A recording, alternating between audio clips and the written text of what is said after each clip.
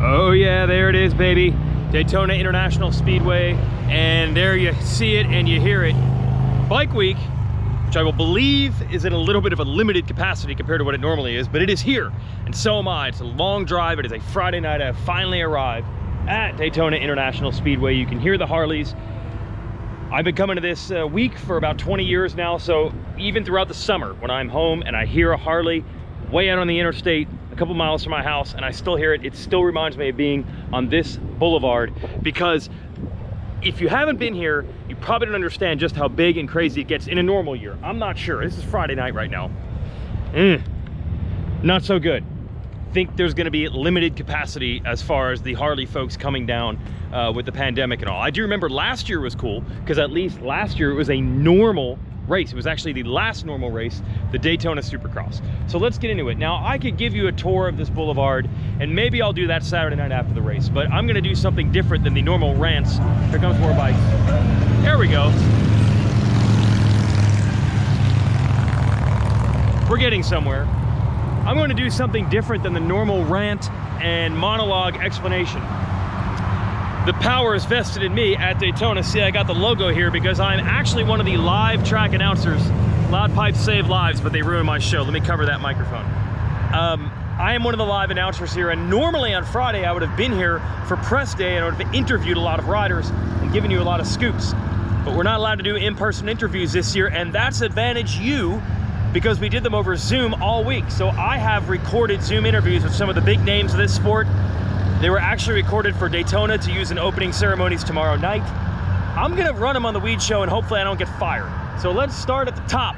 Ken Roczen, your series leader. He has never won at Daytona. I did have a chance to talk to him a few days ago. Here are his thoughts on trying to win this one, and also how his season has been going. It's been a great season for you, and I know you've got a lot of goals on your list, like to try to get this championship finally in 450 Supercross, but I gotta imagine you've come close to Daytona victory so many times. That's gotta be somewhere on your to-do list as well. For sure. I mean, Daytona has been on my list for a long, long time, and I've never been able to pull it off, especially since, I've been hearing about this Daytona win from Justin Brayton, my teammate from last year, actually, for the last, I don't know how many, couple of years, you know what I mean? So I really need to get the Daytona win as well, so he can stop giving me crap for it. And oh, you were so close last year. You led a ton of laps. You battled with Eli, who's always good at Daytona, and I looked to rub it in. It's 0.7 seconds was the final margin of victory. Do you think you could have won it last year if not for that one mistake? I mean, yeah, of course. I went down in that super tight little off-camber turn right there that obviously cost me, but we all know that Eli is always fast there, and I gave my best. I rode well, and it just wasn't enough to really get that very top step. But yeah, I mean, again, this year it's a clean slate, and I'm gonna go for it again, and hopefully we can check that one off the list. That'd be awesome. Well, it's been a great season for you so far. Anyone that's watching the races knows you look like you're a level higher than last year. Unfortunately, the points, though, you were tied coming in last year. You're only up by 6 now, so that makes it seem close. But do you feel better than you did in 2020? Yeah, absolutely. I mean, I feel like I've definitely stepped it up a notch. Of course, the points are tight, and that's what the fans want to see. But I am a lot less worried about it. You know what I mean? I'm not the one that's in the points deficit, and it's going to be a grind all the way to the last race. But I'm honestly just enjoying being in this position once again, because it was a tough decision last year to not race the outdoor series, and therefore miss out on a lot of races. But I feel like I really needed it, and it's just confirmed it this year, I feel like. But when you're in that position, it's difficult to make that call, just because you want to get better, and me sitting on the sidelines in general is not necessarily the ideal state. But at the same time, there were a lot of other factors to why I had to do it. And, we're back at it again. We're in a good position, and we're running up front and having the red plate and just being in a championship hunt. And I know that a lot of people have written me off for that, but yet again, we're back here, and we're battling for the championship. Yeah, and I know one of the frustrating things for you has been you always say, I just want a fair shake at it. I want to go to the races at least feeling good. And if I win or lose, that's fine. But at least I want to be 100%. So far, the steps you've taken, have you accomplished that? Have you felt good and strong every single week that you've lined up, which I know is your goal. Yeah, I mean, you can see whether it's my lap times or in general my racing, it has been very consistently good throughout the last, I think it's been 8 rounds or something like that. And so that is so much better, and makes it a lot more fun and enjoyable. You know, I want to be there with my team, and especially now my family, and I wanna go to all the practices throughout the day and just give it a good shot at it. You know, that we can't be the absolute best every single weekend. Of course, it's really difficult to win all of the races, but at the same time, I just want to be out there and enjoy myself and get back to why I'm racing, which is, you know, getting the butterflies in the stomach once we go into the night show to go racing and competing. That's why we do it. And I'm there this year. You know, I'm back to just enjoying it. And again, whether it happens or not, or whether I win or not, that's a whole nother story. And don't get me wrong, I am very competitive, but at the same time, I've learned to just not let that one weekend or you know, whichever weekend may not go that great. I'm just done letting that dictate my entire mood for the rest of the season. So especially now that we have a family and a little one that comes to the races and we race with, is so much fun, and yeah, I'm enjoying it. Yeah, it's definitely key to not let the lows too low or the highs too high. But if you were to stand in the middle of the podium at Daytona and finally get it, would it be a little more of a boost than just winning any ordinary race? 100% it would be a boost. I mean, like I said, I've tried this for the past, or ever since I've came to Daytona, and if I would finally get it, it's just a very unique race. I've won in plenty of other stadiums, and don't get me wrong, a win is a win and it feels great, but this race is just that much more unique and that much more special. So I would love to do it. Absolutely. I'm for sure going to give it that little bit of extra juice as well. And yeah, it'll be interesting. As far as I've seen, the track's going to be really jumpy, and, you know, it may be a mud race as well.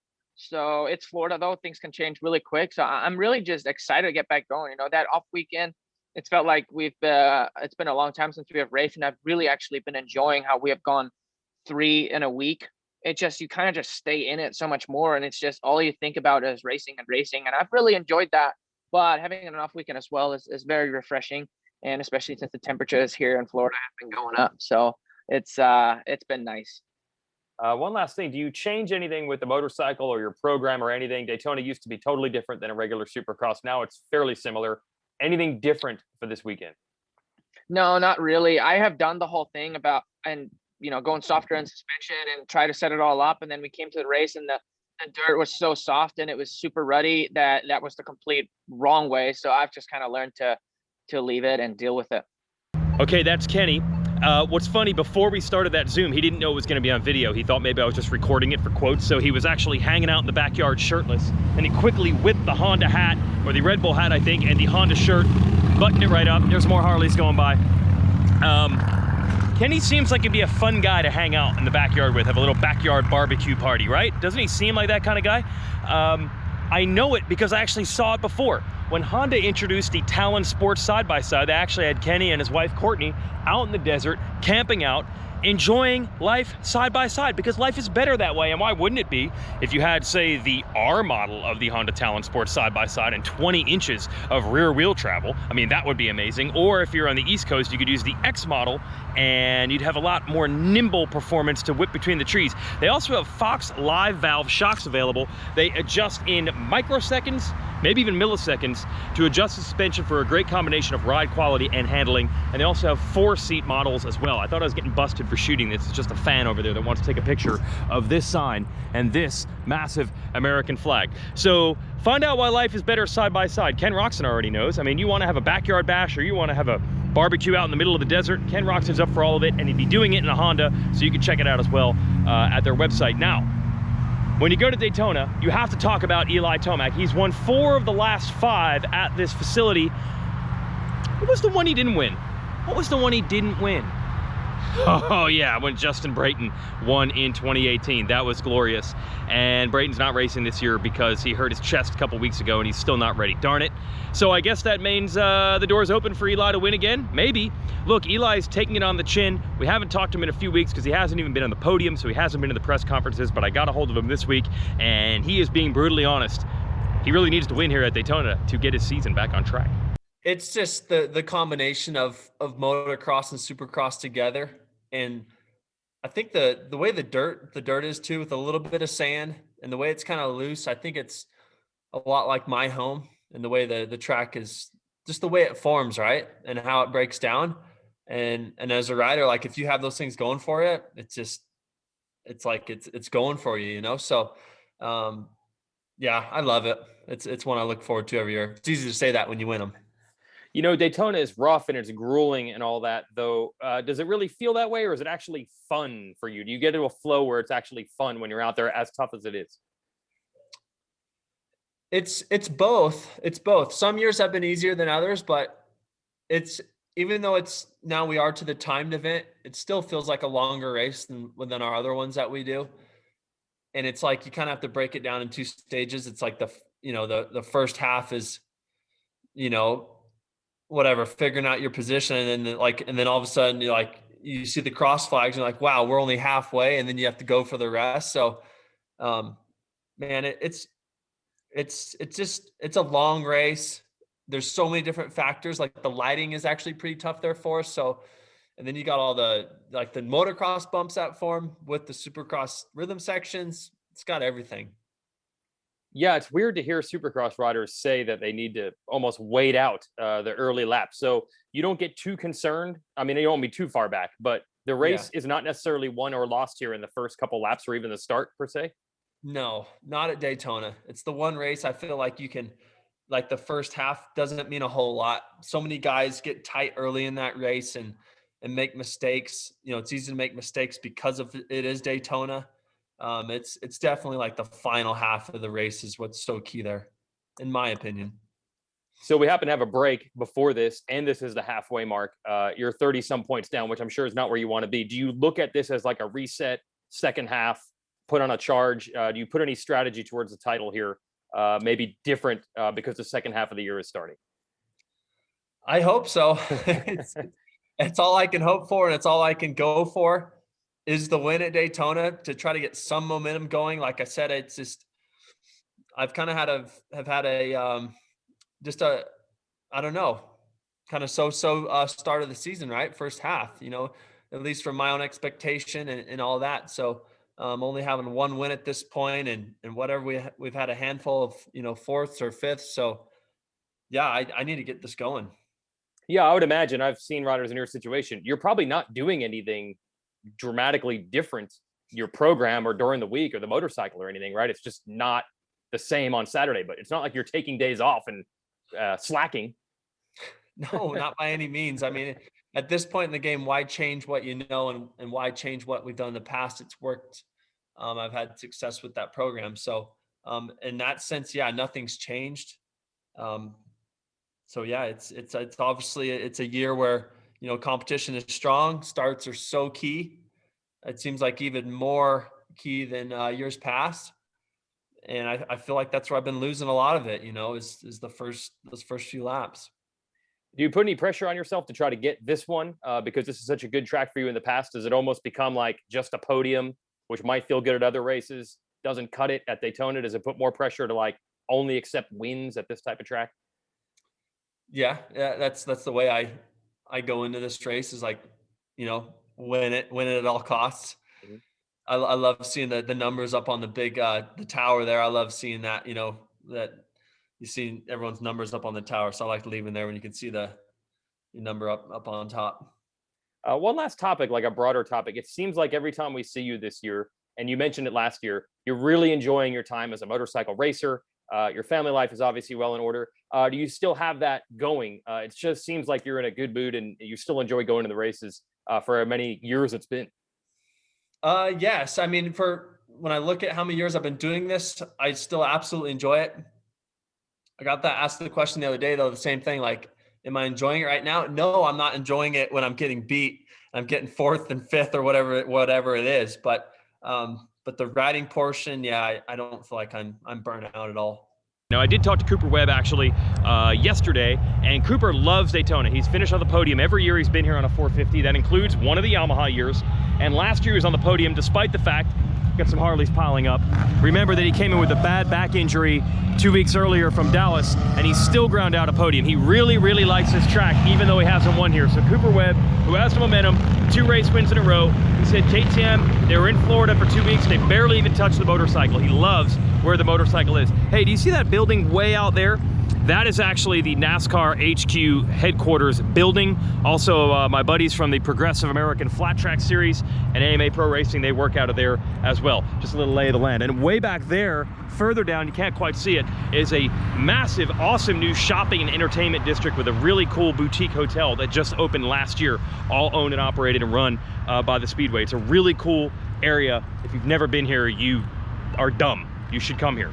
Want any more rider interviews? How about Chase Sexton? He's back. Let's talk to Chase. Yeah, super excited to be back. It's been, I feel like I've been off for 2 months, but it's been probably like a month and a half, but I feel like I missed 18 races. It's been pretty difficult watching all these guys race and me sitting on the couch, but I feel like I made the most of it. And yeah, I'm excited to be back racing this weekend. Does it make it even harder to know when you got hurt, you were leading a 450 main event? Does that make it sting even more?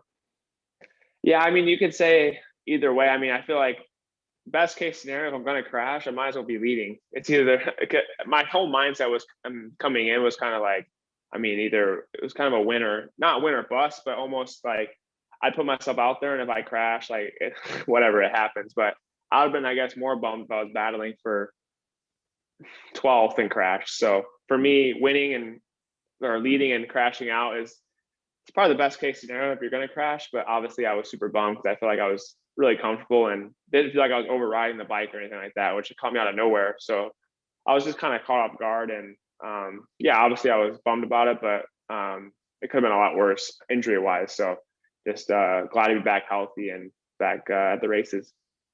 Yeah. So what was actually injured and how much time did you lose? Are you pretty much good to go now? Or are you still in catch up mode a little bit? Yeah, so it's weird because the injury wasn't like it wasn't torn, nothing torn, nothing broke. It was a bad bone bruise in my scapula, and then it's like a strained rotator cuff. I just had a whole lot of inflammation, which was causing most of the pain. And obviously, it's still sore from riding, but it's to the point now where it's not like a hurting thing. It's more of just a soreness, and most importantly, it's good for 20 plus one. So. It's going to be a gnarly track, and I've put it to the test. I've been riding for, I think, 3 weeks now. 4 days the first week, 3 days last week, and then I'll have 3 days on my belt this week. So, yeah, she's ready to go. And yeah, I missed, I think, 3 weeks of riding overall, but I feel like I'm back to where I was and even better.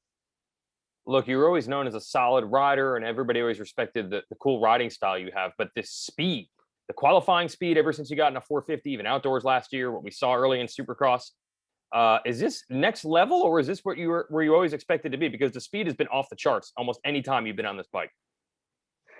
Yeah, I mean, it's kind of, I don't know if it's coincidence, but ever since I started working with James, I feel like my speeds kind of went to a new level. I don't think it's not just from what our training is. We don't work on a whole bunch of speed. I feel like the 450 really suits my riding style. And last year outdoors, I was obviously fast. I qualified fastest, I think, 4 times or something like that. So, and then this year I qualified fastest the first race and second the second race. So speed's good, but speed doesn't get you the win all the time. So you gotta match that with consistency. That's what I've been working on in this off time, just trying to find how to ride the bike a little bit differently, because the 450 is a whole new animal. So for me, just trying to find that consistency and pair that speed with some smooth riding. Obviously my riding's smooth, but that 450 catches you off guard sometimes. So yeah, I'm excited with where I'm at on the bike, and yeah, looking forward to putting it to the test. We got to get back into race mode because these guys have been in a groove. So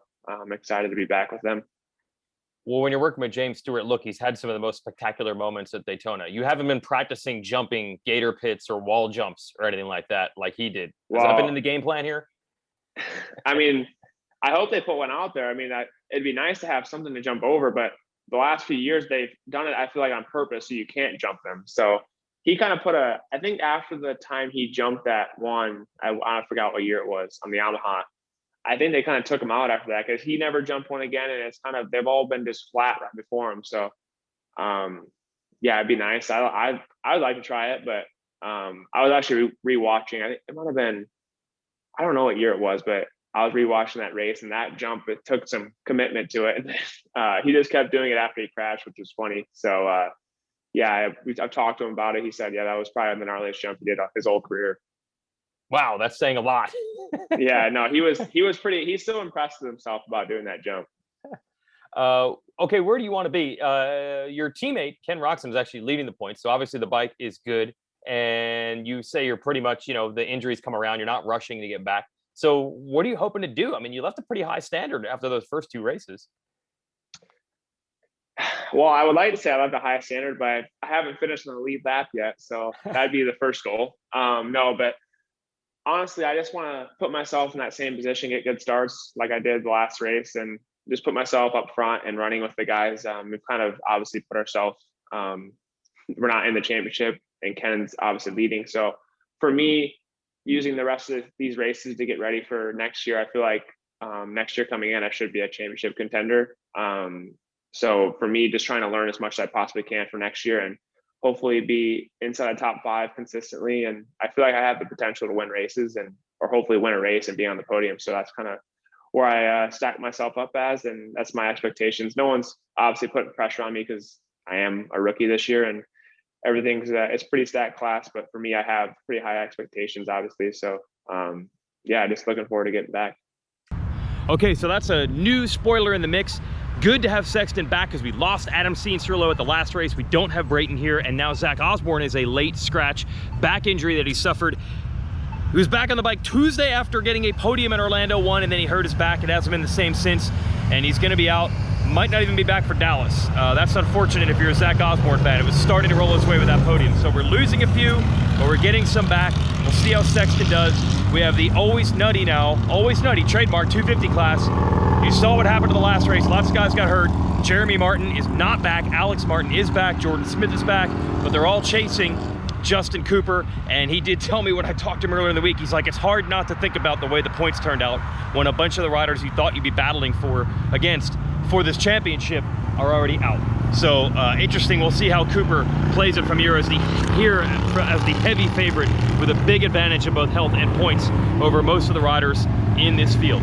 All right, that's going to do it for the Weege Show. Check out the Honda Talon Sport Side-by-Side. You can pretty much do anything with it except drive it on this boulevard. But Honda does a nice line of street bikes if you want to do that as well. See you after the race.